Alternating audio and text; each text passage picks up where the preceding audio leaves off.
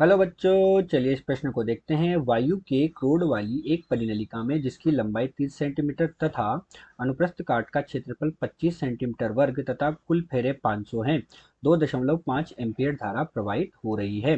धारा को 10 की घात ऋण 3 सेकंड के अल्पकाल में अचानक बंद कर दिया जाता है। परिपथ में स्विच के खुले सिरों के बीच उत्पन्न औसत विद्युत वाहक बल का मान क्या होगा?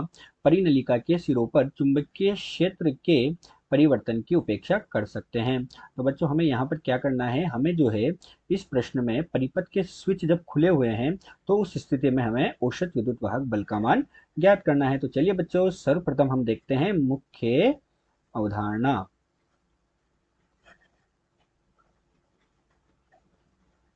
बच्चों, अब हम क्या देखते हैं कि परिनलिका में हमें औसत विद्युत वाहक बल का मान ज्ञात करना है। तो जो परिनलिका होती है, उस परिनलिका में उत्पन्न जो औसत विद्युत वाहक बल होता है या जो प्रेरित विद्युत वाहक बल होता है, उसे हम ई से प्रदर्शित करते हैं इस तरह से। और वो निम्न सूत्र के द्वारा दिया जाता है। ई बराबर हमारे पास होता है ऋणात्मक एल डी आई बटे डी टी से इसे दिया जाता है। जहां पर बच्चों हमारे पास एल जो होता है, ये क्या होता है, ये एल हमारे पास यहाँ पर स्वप्रेरकत्व होता है। परिनलिका का स्वप्रेरकत्व जो होता है वो हमारे पास एल होता है। और जो एल होता है स्वप्रेरकत्व, वो भी निम्न सूत्र के द्वारा दिया जाता है। एल का मान हमारे पास होता है म्यू जीरो, एल हमारे पास होता है म्यू जीरो एन का वर्ग ए बटे हमारे पास होता है एल के बराबर। जहाँ एन हमारे पास क्या होती है बच्चों, एन तो हमारे पास हो गई फेरों की संख्या, तो एन हमारे पास हो गई फेरों की संख्या। ए हमारे पास क्या होता है, अनुप्रस्थ काट का क्षेत्रफल होता है। तो ए हमारे पास बच्चों क्या हो जाएगा, यहाँ पर ए हमारे पास हो गया क्षेत्रफल। एल हमारे पास क्या हो जाएगी बच्चों, एल हमारे पास होती है लंबाई। तो एल हमारे पास क्या हो जाएगी, यहाँ पर एल हमारे पास हो गई लंबाई। और हमारे पास जो म्यू जीरो होता है, ये एक नियतांक होता है।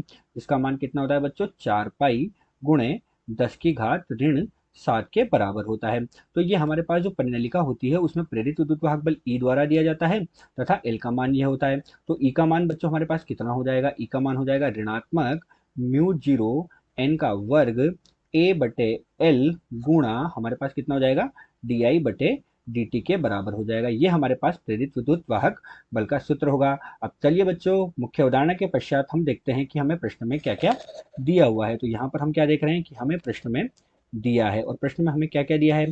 प्रश्न में हमें फेरों की संख्या दी गई है। एन बराबर हमें कितना दिया गया, एन बराबर हमें 500 दिया गया है। अनुप्रस्थ काट का क्षेत्रफल ए हमें कितना दिया गया है, 25 सेंटीमीटर के वर्ग के बराबर दिया गया है। अर्थात कितना हो गया, 25 गुणे 10 की घात ऋण 4 मीटर के वर्ग के बराबर दिया गया है क्षेत्रफल का मान। साथ ही हमें एल का मान, लंबाई का मान 30 सेंटीमीटर के बराबर दिया गया है। तो 30 सेंटीमीटर बच्चों हमारे पास कितना हो जाएगा, 0.30 और मीटर के बराबर ये हमारे पास इसका मान हो जाएगा। तो ये लंबाई का मान हमारे पास हो गया।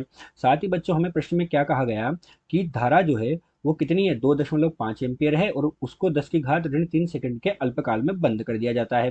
अर्थात हमें I1 तथा I2 का मान दिया गया है। I1 कितना हो गया बच्चों, 2.5 एम्पियर के बराबर हो गया। और I2 हमारे पास कितना हो जाएगा, 0 एम्पियर के बराबर हो जाएगा। साथ ही हमें समय का मान भी दिया गया है, और समय अर्थात डेल्टा टी का मान हमें कितना दिया गया है, यहाँ पर 10 की घात ऋण 3 सेकंड के बराबर दिया गया है। तो चलिए बच्चों, अब हम प्रश्न को हल करते हैं। तो यहाँ पर अब हम क्या देखेंगे, प्रश्न का हल देखेंगे। और प्रश्न के हल में हम क्या देखते हैं कि हमारे पास जो है ई का मान डी आई बटे ऋण एल डी आई बटे डी टी होता है।